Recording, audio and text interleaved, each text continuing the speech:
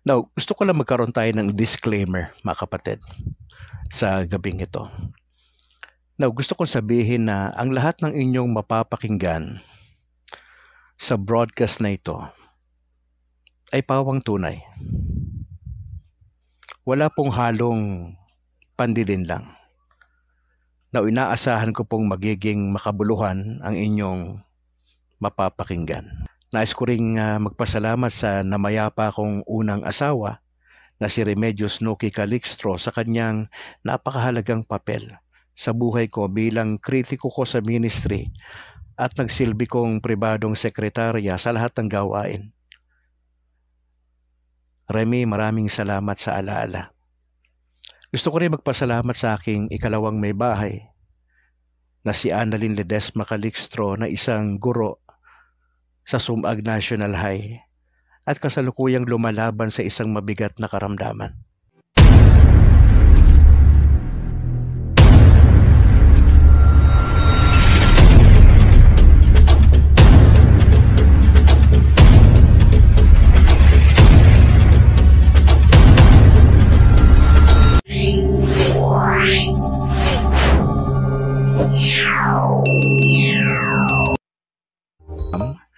Maraming salamat po sa mga kaibigang pastor, mga missionaries sa iba't ibang bahagi ng Pilipinas, lalo na dito sa Negros na bumati po sa atin.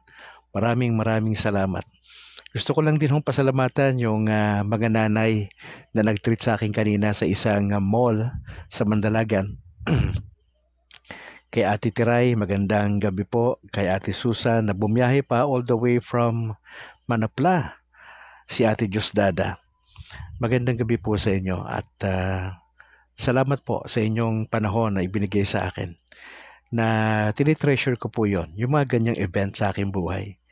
Maraming salamat sa inyong pagmamalasakit, sa inyong pagmamahal at damang-dama ho yan ng inyong kapatid sa gabing ito.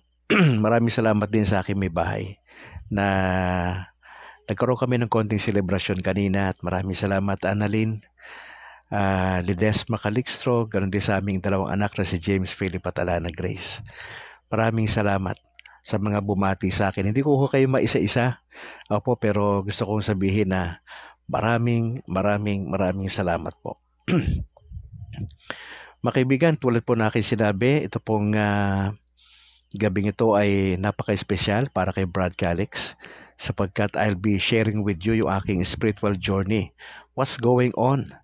Medyo matagal na, di ba? At siguro may mga napapansin na rin po kayo. At yun po ay normal. Mas magandang mas marinig nyo kay Brad Calix yung first-hand information kaysa ho sa ibang tao nyo marinig. Di ho ba? Para ho maalis ho yung mga haka-haka, yung mga opinion, lalo tigit yung mga chismis. Ayaw po natin yon. Kaya ho maraming salamat sa Panginoon Diyos sa opportunity na binigay niya sa gabing ito. Now, bago tayo magsimula mga kapatid ay manalangin muna tayo at gawin nating guide ang Nicene Creed sa ating pananalangin sa gabing ito. Manalangin po tayo.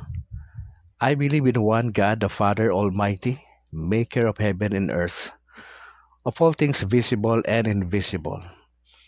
I believe in one Lord Jesus Christ, the only begotten Son of God, born of the Father before all ages, God from God, light from light, true God from true God, begotten, not made, consubstantial with the Father. Through him all things were made, for us men and for our salvation. He came down from heaven, and by the Holy Spirit was incarnate of the Virgin Mary, and became man. For our sake he was crucified under Pontius Pilate. He suffered death and was buried, and rose again on the third day in accordance with the Scriptures. He ascended into heaven, and is seated at the right hand of the Father. He will come again in glory to judge the living and the dead, and his kingdom will have no end. I believe in the Holy Spirit, the Lord, the giver of life, who proceeds from the Father and the Son, who with the Father and the Son is adored and glorified, who was spoken through the prophets. I believe in one holy, Catholic, and Apostolic Church. I confess one baptism for the forgiveness of sins, and I look forward to the resurrection of the dead and the life of the world to come. Amen. Magandang gabi ho, Luzon, Visayas at Mindanao, sa lahat ng mga pastor, sa lahat ng mga missionaries, sa lahat ng mga evangelists at sa lahat sa mga kaparian natin sa buong archipelago. Mga kapatid, napaka-importante para kay Brad Calix ang gabing ito sapagkat I'll be telling you sa mga oras na ito yung aking spiritual journey. Now, gusto ko lang magkaroon tayo ng disclaimer, mga kapatid, sa gabing ito. Now, gusto kong sabihin na ang lahat ng inyong mapapakinggan sa broadcast na ito ay pawang tunay. Wala pong halong pandilin lang. Now, inaasahan ko pong magiging makabuluhan ang inyong mapapakinggan. Now, hindi ko po hawak yung inyong isipan habang nakikinig kayo at lalo tigit hindi ko po hawak ang inyong pagpapasya na matapos nyong marinig lahat ng aking sasabihin sa dulo, pinapasa Diyos ko na lang po yung magiging reaksyon nyo sa mapapakinggan nyo, mga kapatid.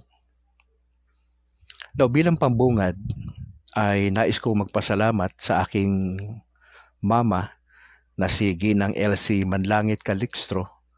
Isa po siyang retiradong guro, pampublikong guro ng sekundarya na gumabay ho sa akin sa lahat ng mga naging hakbangin ko sa buhay.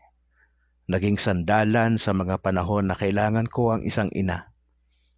Ma, maraming salamat sa pag-guide nyo sa akin hanggang ngayon. Pangalawa, gusto kong pasalamatan yung aking kapatid na si Alfred II, isa sa mga chef ng Shangri-La Main sa Ortigas, na tumulong ho sa akin ng pinansyal at nang pumasok po ako sa ministeryo hanggang ngayon na nananalangin at tumutulong po sa amin. Tol, maraming salamat. Nais ko ring magpasalamat sa namayapa kong unang asawa na si Remedios Nuki Calixtro sa kanyang napakahalagang papel sa buhay ko bilang kritiko ko sa ministry at nagsilbi kong pribadong sekretarya sa lahat ng gawain.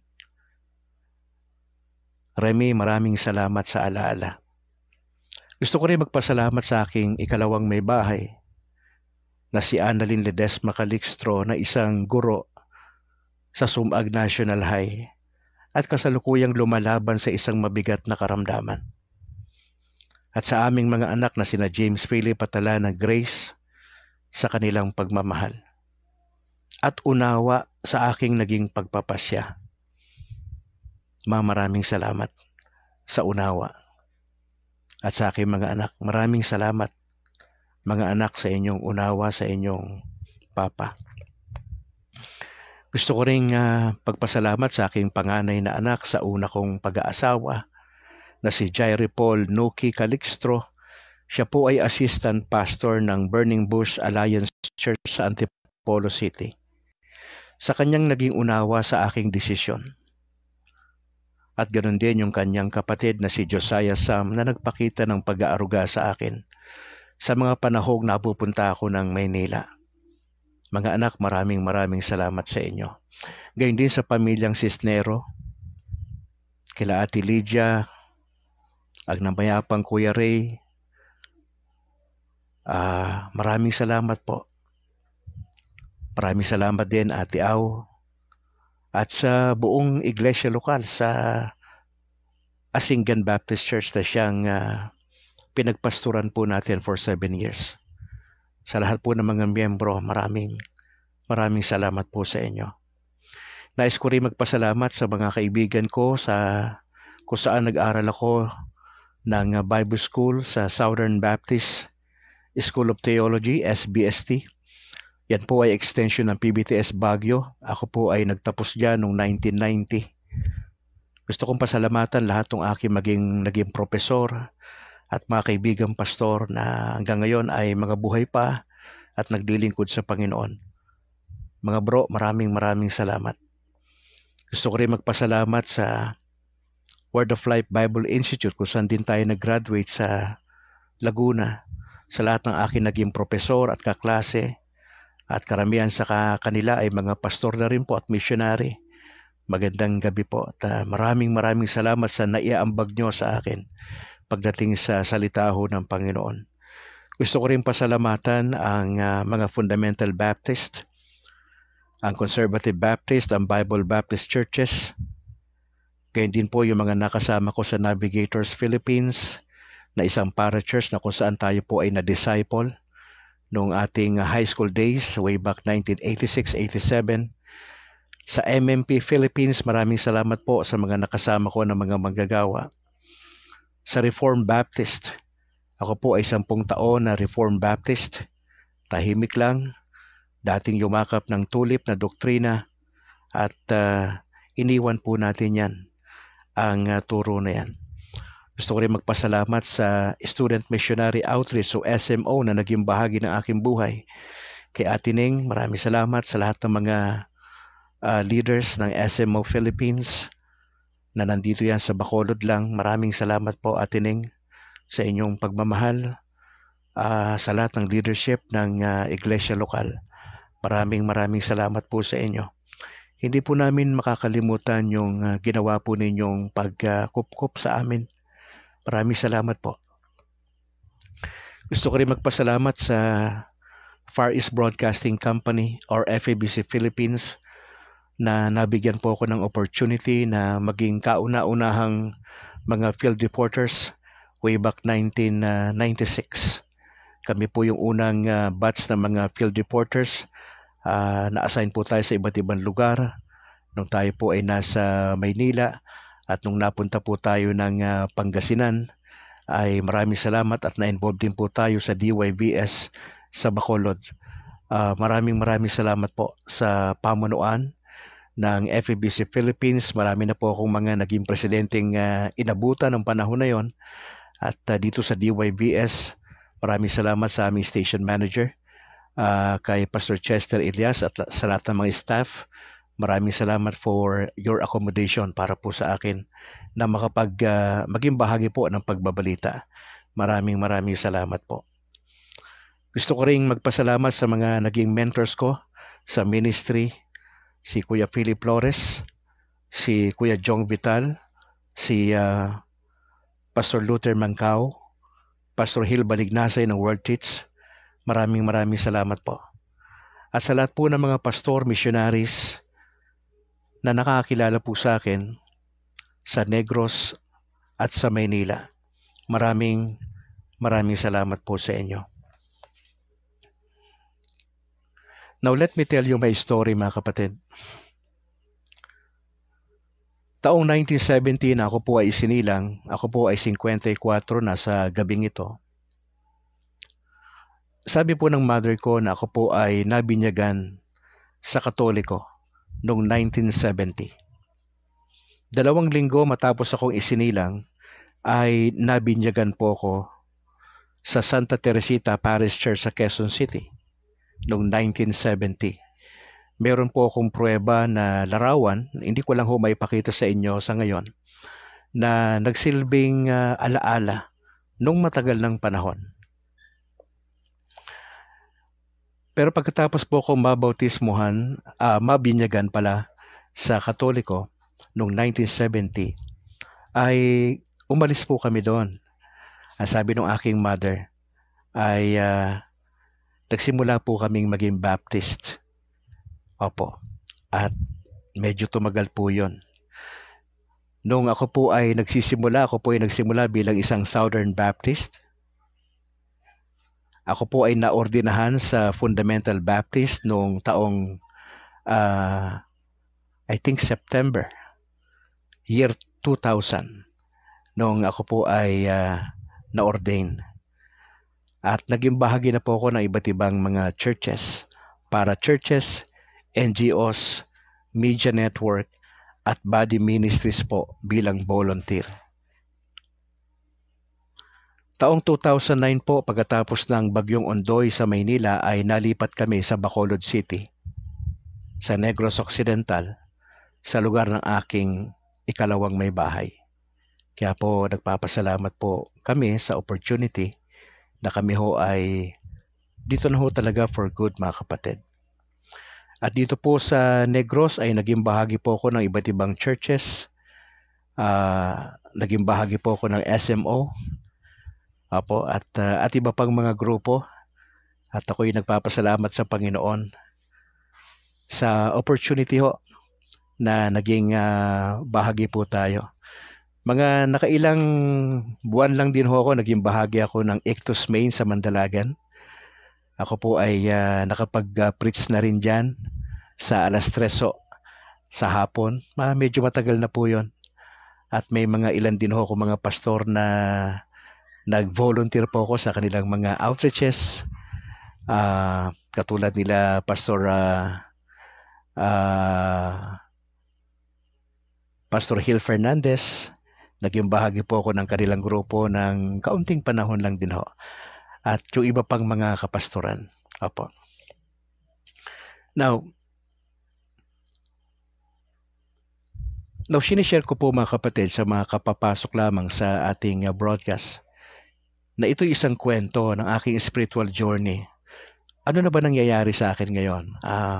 Marahil may mga napapansin kayo sa takbo ng ating content, ng ating pagbo-broadcast. At sabi ko po sa inyo, gusto ko maging honest.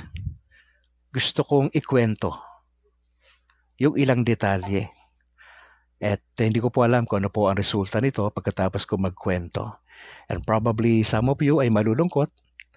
And probably some of you ay okay lang. Probably ang iba sa inyo ay mananahimik. Ang iba sa inyo probably may iwang tanong sa inyong kaisipan, and that's normal. Mga kapatid, ang objective ni Brad Calix tonight is sabihin sa inyo laman ng aking puso at maging transparent po sa inyo mga kapatid. Mas maganda po yun na alam nyo, wala akong nilihim sa inyo. At ito po ay bahagi ng aking kwento. Ito po yung I think isa sa pinakamahalagang segment ng aking pagbo-broadcast sa Kainos Life. Yung personal kong maikwento sa iyo, ano ba nangyayari? Para hindi ho kayo malito, hindi na kayo magtanong kung saan-saan kasi direkta ko na hong sinasabi sa inyo sa mga oras na ito. Na panahon po ng pandemya na magkaroon ako ng inner desire for truth. Na feelings ko sa panahon na yon, malaking kawalan kasi hindi normal yung buhay ko. Lagi na lang po tayo nasa bahay nung panahon ng pandemya. Naiinip ako masyado, pero ibinuhos ko na lang po yung malaking panahon sa panonood sa mga video sa YouTube na makabuluhan at pakikinig sa mga religious staff. Noon pa man mga kapatid, noong panahon na ito ng pandemya, ay malaki na po yung aking paghanga sa Orthodox Church. Dahil sa paniniwalang tama ang kanilang belief system. Now, dumating po yung point mga kapatid na may mga nakakausap na ako mga local priests sa Pilipinas bilang paghahanda na pagiging isang catechumen. Pero lumipas ang medyo mahabang panahon na tila walang malinaw na direksyon na ako'y maging isang member ng Orthodox Church. Now, sa mga panahon na ito ay buntik na rin ako maging alliance na pastor ng mga panahon na ito. Matagal ko na hong alam ang grupo ng alliance. Nung nasa Manila pa ho kami at may mga kaibigan po akong pastor sa Alliance. Sa katunayan po yung aking panganay sa aking first marriage na namatay yung aking may bahay. Yung aking panganay po siya po ay assistant or associate pastor po sa Burning Bush Alliance Church sa Antipolo City. Nag-aral po siya sa Alliance Graduate School yung aking panganay. At alam po ba ninyo na natapos ko rin ang 6 months probationary period ko sa Alliance dito sa Negros. Nagpipreach na po ako sa ilang mga churches. Pero marami po kami kinukonsider kung kami ay tutuloy ba sa Alliance Church. Pero mga kapatid, may mga pangyayaring di inaasahan. May 4 na bagay na nangyari po noong mga panahon na yon. Una, ang misis ko po ay na-diagnose na meron po siyang stage 3 colon cancer. At hanggang ngayon po, yun po yung pinaglalabanan niya. Wala po kaming sabihin na ito, pwedeng masandalan, talagang kumapit ng todo maliban sa Panginoong Hesus. Kami po'y nagdadasal ng milagro para sa aking may bahay. At nagpapasalamat po kami sa mga taong tumutulong, mga taong nagdadasal, mga taong may malasakit po sa aking may bahay.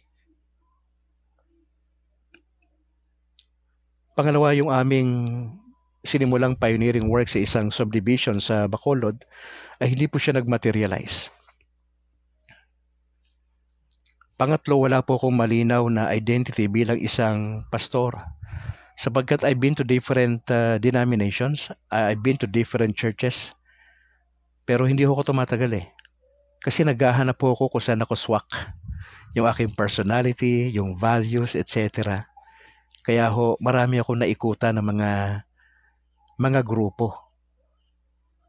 Pero salamat sa Panginoon sapagkat ginamit niya yon para makita ko at maging maliwanag yung gagawin kong direksyon ng magiging desisyon ko sa buhay.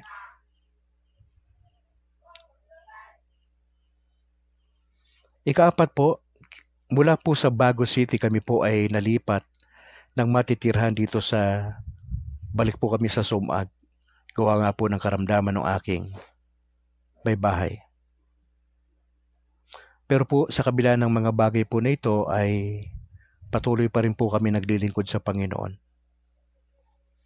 Narito pong ilan sa mga naging ministry ko sa Body of Christ.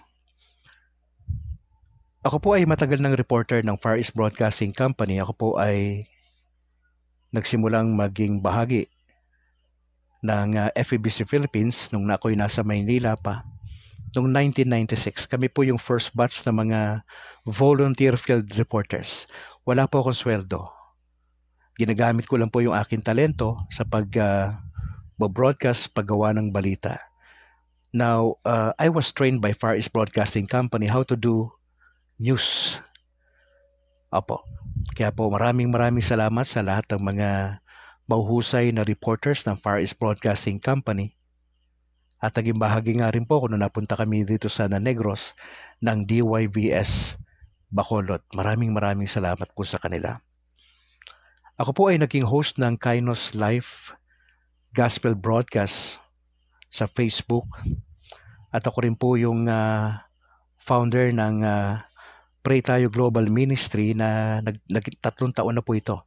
Ang Kainos po ay 4 na taon na. Nagsimula po yan October 20, taong 2020. At halos magkasunod lang.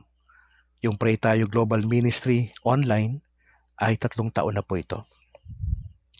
Isa rin po ako sa mga facilitators ng World Teach Philippines online. Naging bahagi rin po ako ng Bago City PNP station bilang life coach. Ako po ay naging pulpit supply sa 2 churches sa Talisay at Bacolod.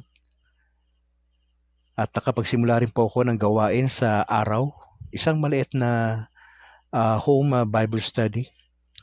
At ako po ay naging direktor ng isang mobile Bible school sa Negros na ang tawag po namin ay Equipped to Minister Bible Institute. At yan lang po yung ilan sa mga naging ministry ko dito sa Negros.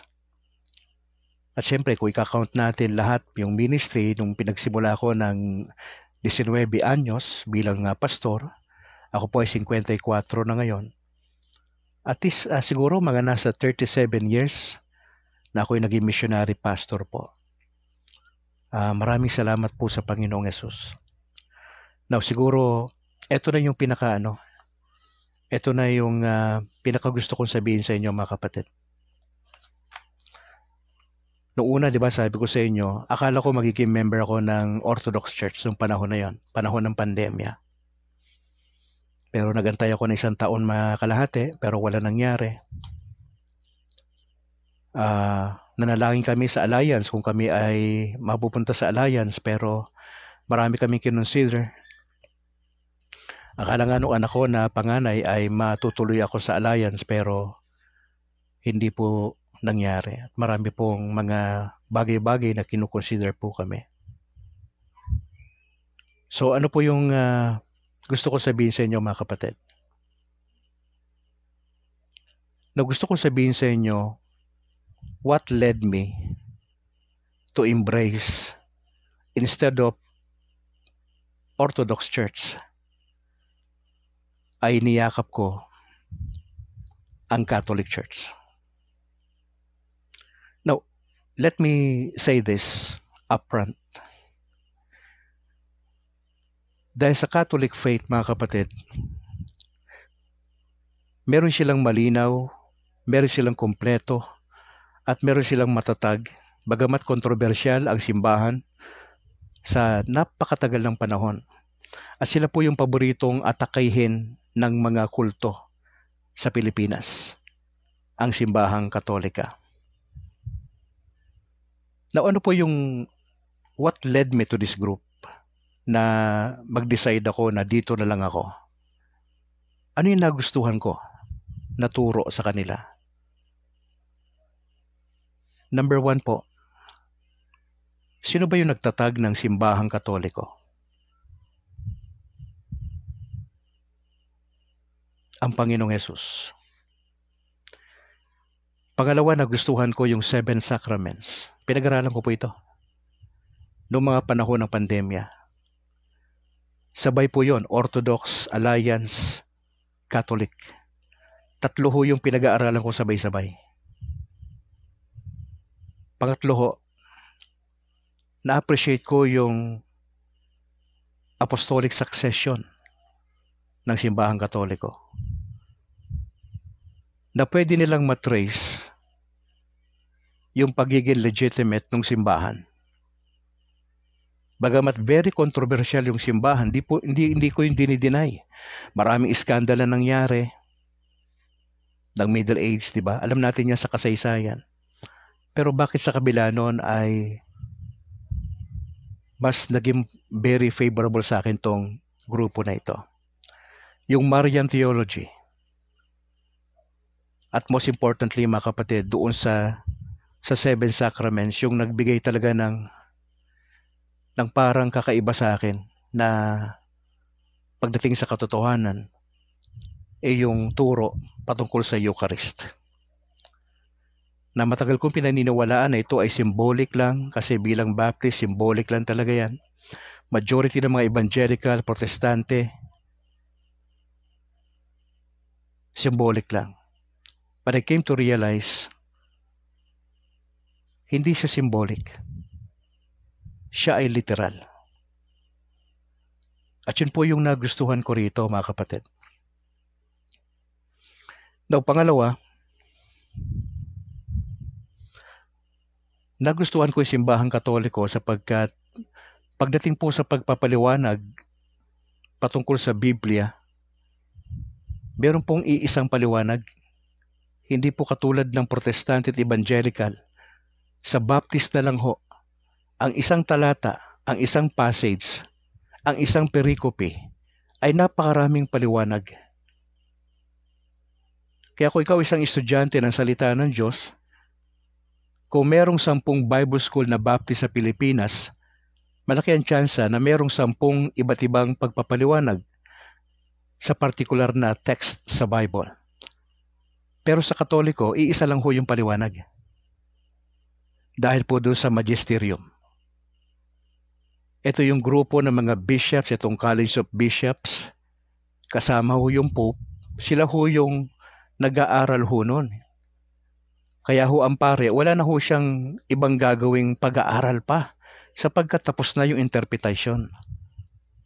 Wala na siyang private interpretation doon.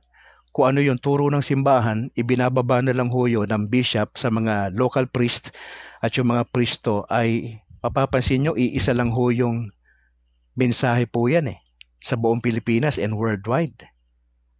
Iisa lang ho. Yung homily nila sa isang Sunday, pare-parehas po yun. Nagkakaiba lang yun sa pagpapaliwanag, siyempre, sa mga illustration. At yun po yung nagustuhan ko. Walang masyadong magulong pagpapaliwanag. Isang pagpapaliwanag lang dahil sa magisterium. Pangatlo, what led me to join the Catholic Church? Mga kapatid, nasawa na tayo sa mga double standard na buhay ng mga pastor. I've been to different churches. Nakapag-observe tayo ng mga pastor na may mga pastor na nagpapasaway sa ministry. Double standard ang buhay. Hindi na ako magbabanggit ng pangalan. Hindi na mahalaga yon. Ang mahalaga lang na obserbahan ko ang buhay ng mga pastor. Yung mga nakasama ko sa ministry. Ang ilan sa kanila seryoso. Pero may mga manggagawa ho ng Panginoon Diyos na pera-pera ho ang nasa utak. Ipagpapalit ang ministry dahil sa pera. Mangangaral po sa pulpito pero double standard po ang buhay. Hindi po honest. Nagwawaldas po ng pera. Nagnanakaw ng pera ng simbahan. Nabubuhay sa immorality. Hindi na natin kailangan magbanggit ng pangalan dito. Yan po yung realidad, mga kapatid. Sabi ko, well, ang Catholic Church hindi sila perfect. Napakaraming scandal din ho ng mga naging Pope. Pero bakit mas pinili ni Brad Calix yan kumpara sa ibang mga evangelical churches? Ika-apat na dahilan kung bakit mas kinatigan ko ang simbahang Katolika. Dahil sa Protestante, sa Evangelical, patuloy po na nagsisiraan. Hindi magkasundo. Nag-aaway lagi. Nag-aaway sa doktrina. Wala pong respeto ang pastor sa kapwa-pastor. Masyadong mayayabang. Yung mga maliliit na pastor, kawawa. Yung mga hindi nakapag-aral ng formal sa theology, hindi masyadong pinapansin. Pinag-uusapan yung mga pastor na mga nalaglag sa imoralidad. Mga pastor na chismoso. Imbis na manalangin, tulungan yung kapatid na nagkamali, alalayan, numero 1 mga chismoso itong mga pastor na to. Hindi ko kailangan magbanggit ng pangalan. Kilala nila ang mga sarili nila. At yun po yung aking obserbasyon bilang isang manggagawa. Pagkakanya-kanya po ng bawat denominations. Alam po ba ninyo na ayon po sa datos, nasa 45,000 plus in counting ang dami ng religion, sekta at denominations worldwide. 45,000. Now, ano ang dahilan? Bakit dumadami ang denominations? Bakit may kanya-kanyang sekta? Nagkakanya-kanya po eh. Sakim sa kapangyarihan. Ayaw magpakumbaba. Kaya pag umalis sa isang grupo, gagawa ng isang grupo, paparehistro sa sect, siya yung founder ng sekta na yon. Napakagulo natin sa Pilipinas. Now, ang ilan pa ho sa naging dahilan that led me to join the Catholic Church. Dahil ako po yung nag-iimbestiga, nag-aaral, tinitignan natin, nagtatanong tayo.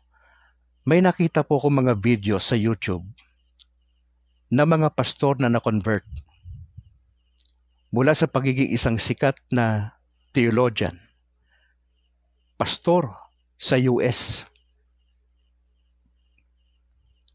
Si Scott Hahn po na dating Presbyterian na theologian. 1986, he decided to join the Catholic Church. At marami pang pastor na kilala sa US na iniwan ang kanilang denomination sapagkat para sa kanila, etong simbahan ng Katoliko ang tama. At dito sa Pilipinas, mga kapatid, may nakita ako na pastor sa Cebu na ang pangalan ay Noe Dora, ang kauna-unahang pastor na na-convert sa Catholicism. At nung sinusundan ko yung kanyang videos, to date, nasa 300 plus na ho yung mga pastor na nakasama niya sa simbahang Katoliko. Ibig sabihin, binitawan nila yung mga sekta nila at nag-join kay Brother Noe Dora ngayon. Ano pa yung napansin natin? Walang humpay na paghatol ng bawat pastor at denominasyon sa bawat isa. Kanya-kanyang siraan. Pamumulitika. Pagod na ho ako sa ganyang klase. Matagal na tayo sa ministry. Marami na tayong naobserbahan, mga kapatid. Na gusto kong sabihin, mga kapatid, ang desisyon ko na maging bahagi ng Catholic Church ay pawang personal journey. Hindi po ako bunga ng debate. Hindi rin po ako nabayaran ng malaking halaga o napangakuan ng Diocese sa Bacolod ng posisyon para lumipat. Hindi ho. Ito po ay bunga ng pananalangin, pag-iimbestiga, at pag-aantay. Etong buwan ng June, itong taon, nagpasya akong itigil na ho yung aking ginagawa. Tumigil na po ako sa pagbabalita sa DYBS. Tumigil na po ako mag-preach sa 2 churches na nagsisilbi akong pulpit supply. Kasi kinakailangan ko mag-decide. At hindi po pwedeng dalawa ang mukha ko. Alam ko maraming maapektuhan, marami akong mga kaibigang pastor na magtatanong o nagtatanong na in the process, magtataka. Kaya ho, nagpapasalamat lang ako sa Lord sa ganitong opportunity ho, na maging open po sa inyo, mga kapatid. Ano nangyari? Pagkatapos kong tumigil ng June, July po ay nagdesisyon na po akong kausapin. Nagpasyal ako sa isang Catholic bookstore sa downtown at nakausap ko po ang isang madre na si Sister Mercy. Sabi ko sa kanya, I'd like to talk to a priest. Sabi niya, walang available na pari ngayon dito. Bumibisita lang kasi sila, madali lang. Tapos I remember habang nandun ako sa bookstore, may tinawagan po siya. At tinawagan niya po ang isang pari po sa Diocese ng Bacolod na si Father Dominic Diramas. Sa madaling salita, nagpunta ako doon at nagkausap kami tungkol sa magiging desisyon ko. Nagkwentuhan kami, eventually nakausap ko rin yung bishop na si Bishop Patricio Buson tungkol sa akin. Nakausap ko rin yung aming parish priest dito sa Sumag, San Juan Nepomuceno. At matapos kaming mag-usap ay niregaluhan niya ako ng rosaryo at mga aklat.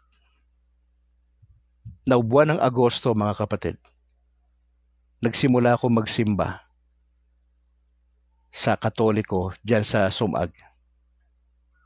August 1st Sunday, to be exact. Yun yung aking hayagang pagdalo sa simbahang Katoliko. Noong mga panahon na yun, sabi ko, palagi ko may makakita sa akin dito. And true enough, may mga nakakita sa akin doon. At nung ako'y naandun na sa loob, yung mga kapitbahay namin, ay nakita nila ako doon. Yung iba sa kanila. And probably, hindi naman nila ako kinakausap, pero probably nagtatanong-tanong na sila, ba't ako nandun bilang pastor? Now, dahil po sa, eto na talaga yung direksyon ko, mga kapatid. Nagdadasal po talaga ako sa Diyos Ama sa desisyon ko na ito. Tama ba to? Aatras pa ba ako? Pero hindi ho. Hindi po. Walang pag-atras na mangyayari. Dire-diretso na po. At sabi ko nga po sa inyo, 1970, ako po ay nabinyagan, 1970, sa Catholic Church sa Quezon City. According sa aking mother, may picture na pinakita sa akin. So ang nangyari po, kaming dalawa ni Mrs. Kasi yung Mrs. ko dati talagang Katoliko yan eh. At napunta lang sa isang denomination din. October 12, to be exact. Nagpunta kami ni Mrs. sa isang Catholic Church. At ginawa po namin yung aming confession sa isang pare. First time in my life na humarap ako sa pare at nag-confess ako ng aking mga kasalanan. Nangyari po yan ng October 12. Ilang linggo ang lumipas, October 26, nang opisyal po ako na ma-confirm ni Bishop Patricio Buson dyan sa Sumag. In other words, mga kapatid, October 26, ako po ay opisyal na naging miyembro ng San Juan Nepomuceno Parish Church sa Sumag.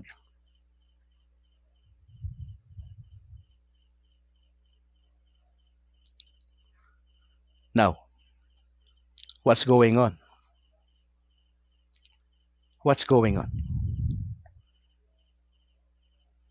Mga kapatid, ako po ay dumaan na sa iba't ibang mga pagsasanay. Katatapos ko lang po ng training bilang isang Catholic Faith Defender. Isa na po akong miyembro ng CFD dito sa Bacolod. Ako po ay nag-ongoing po ng pag-aaral bilang isang katekista dito po sa Sacred Heart Seminary. At ako po ay tumutulong sa pagbibigay ng spiritual formation o recollection sa mga estudyante. Doon po sa Himamaylan, nagawa po namin yon. Now, in short, para saan to? Bakit merong ganito? Mga kapatid, katulad ng sinabi ko sa mga nakalipas na broadcast, I'd like to be honest with you. What's going on? Hindi po pwedeng dalawa ang mukha ko. Ang sabi ko nga po sa inyo, may magagalit, may magtatanong, may magtataka. Baka merong iba pang mga ibang reaksyon, and that would be fine. Ang magiging trato ko po sa inyo, parehas lang. Wala akong pagbabago ron. Ang hindi ko nahusagot, ano ang reaksyon nyo after this? Hindi ko po alam. I just submit myself to God. Pangalawa sa inyo. With humility and love and with respect. Sinasabi ko po ito sa inyo. Para wala na hong lumabas na mga chismis pa kung saan-saan. Kasi napakinggan mo live. Sa birthday ko ginawa, December 3, 2024, alas 8. Nangyari ito, 40 minutes lang ako nagsasalita rito. Napakinggan mo first hand. Pwede mo ulitin tong video na to mamaya. Kaya po, nagiging honest lang po ako sa inyo mga kapatid. Na gusto kong sabihin officially sa gabing ito sa aking kaarawan mismo. Sa aking 54th birthday tonight. Ito po yung aking official declaration. Ladies and gentlemen, to my fellow pastors, missionaries,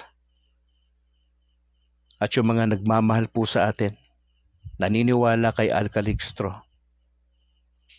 Dahil dito mga kapatid, ako na si Al Calixto ay hayagan kong sinasabi sa gabing ito, December 3, 2024, alas 8:41 ng gabi,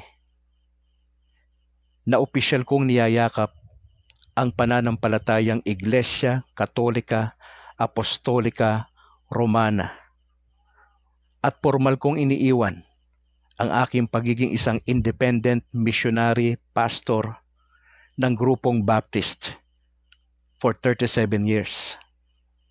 Mga kapatid, bukas po ako sa anumang dialogo. Bukas po ako sa anumang forum. Wag lang this month. Gawin natin next year kung gusto po ninyo.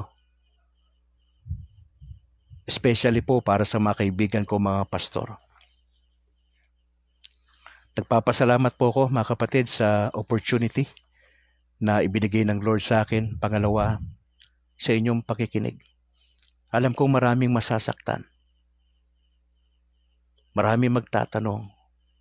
At inihahanda ko lang ho yung aking sarili sa magiging resulta nito. I just want to be honest with you.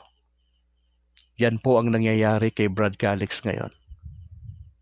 I am now declaring to you that I am now officially a Catholic guy. Officially po October 26, official ako naging miyembro ng San Juan Nepomuceno Parish Church sa Sumag. Kasama ang aking may bahay at yung aking dalawang anak na si James Philip at Alana Grace. Mga kapatid, uulitin ko po sa inyo with much respect and love. Maraming salamat po sa mga kaibigan kong pastor. Ang aking hinihingi lang po ay unawa sa akin naging pagpapasya. Hindi ko po kayo kalaban. Ang kalaban natin si Satan. Ang kalaban natin yung mga kulto. Hindi po kulto ang Catholic Church. Trinitarian po ang Catholic Church. Marami lang ritual. Marami lang mga dinadaanan. Pero mga kapatid, I'd like to challenge you. Please understand. Andito lang ho ako. Pwede tayo magkape-kape doon sa mga pastor. Pwede tayo magkwentuhan. Pero wag na sana tayong aabot sa anumang bagay. Kwentuhan lang. We can pray for one another. Maraming salamat po sa inyo. I hope na simula po sa gabi ito at sa mga following broadcast, again, it's up to you mga kapatid. Kung tutuloy kayo sa kindness life, it's up to you. Nasa inyo po ang pagpapasya. I'm just declaring kung ano yung nasa puso ko.